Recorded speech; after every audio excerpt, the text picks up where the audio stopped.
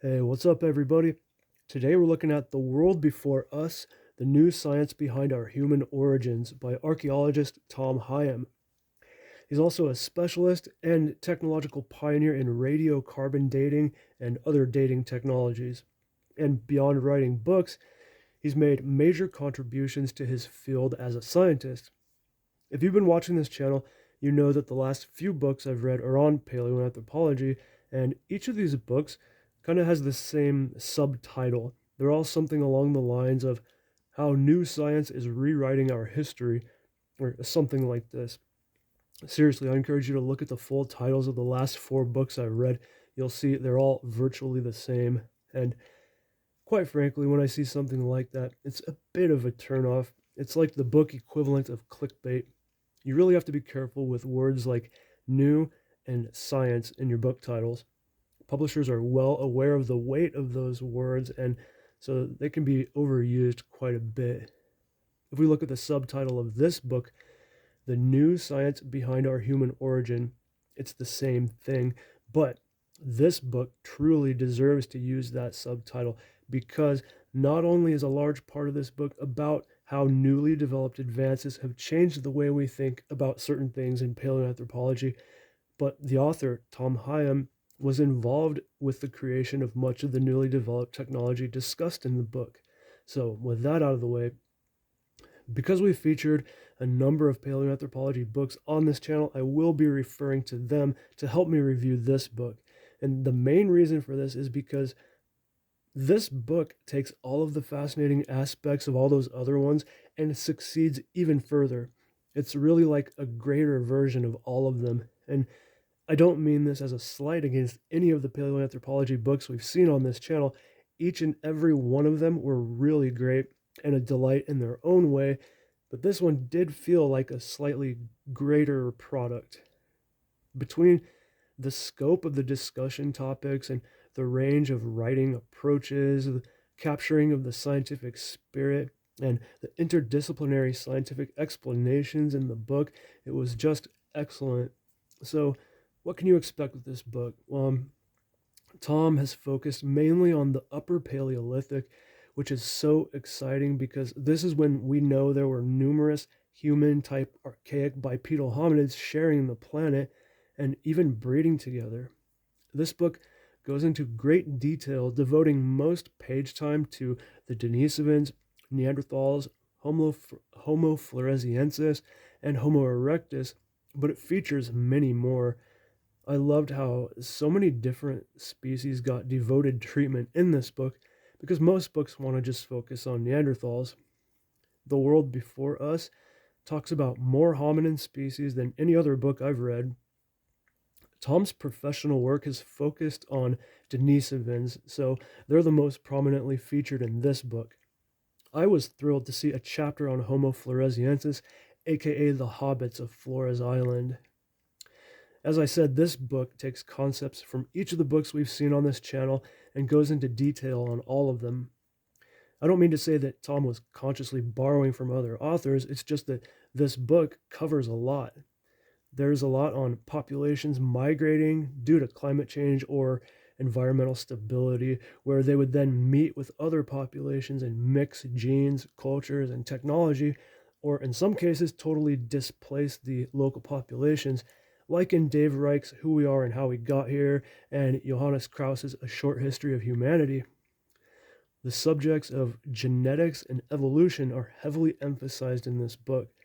It also features narrative sections for the scientists participating in archaeological digs, making thrilling discoveries, and we go into detail on lab work, just like in Neanderthal Man by Svante Paabo.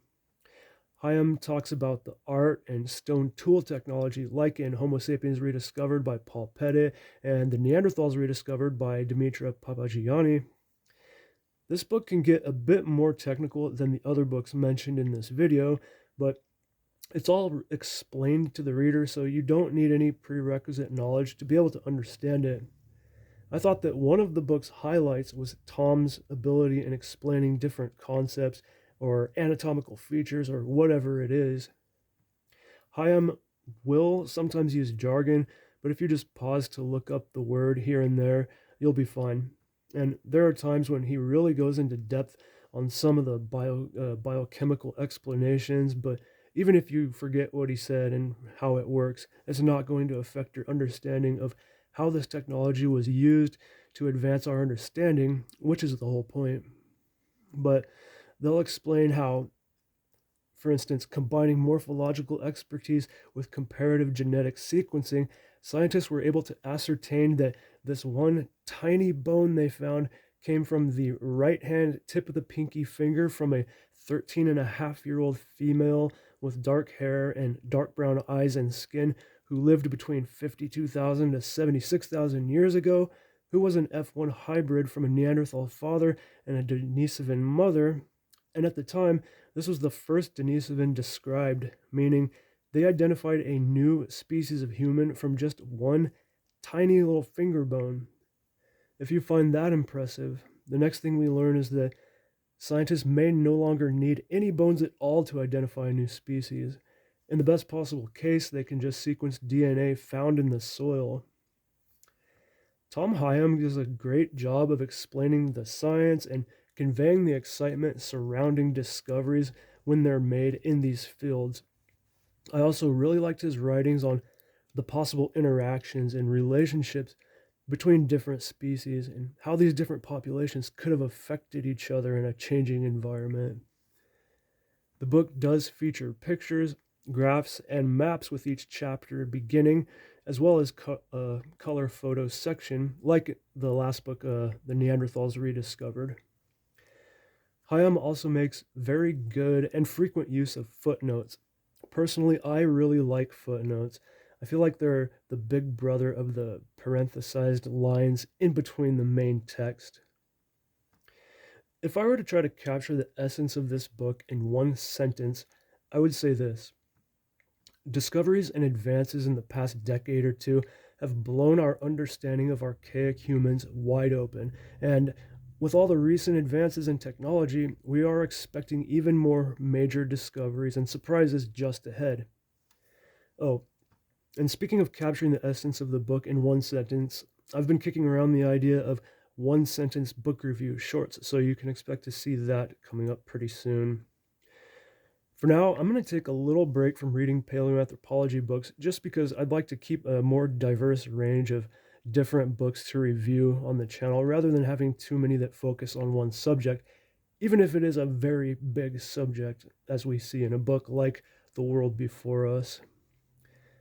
The one thing this book didn't go into enough detail on for me was even earlier time periods.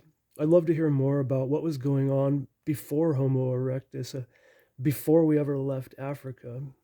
That stuff is mentioned, but only briefly, but that's another time period way before the Upper Paleolithic, so this is a subject for another book. Okay, that's it for this one, guys. Thank you for watching. I hope you enjoyed the video. All of the books I've read on paleoanthropology are very fascinating and all worth the time and cost, but I'm tempted to say that this one could be the best of them all. They really do each shine in their own way. It's just that this one had the broadest scope, I guess. If I had to recommend just one, I suppose I'd say that this would be the one, but you'd be missing out if you didn't if this was the only one that you read. But if you are interested in human origins, definitely check out The World Before Us by Tom Higham.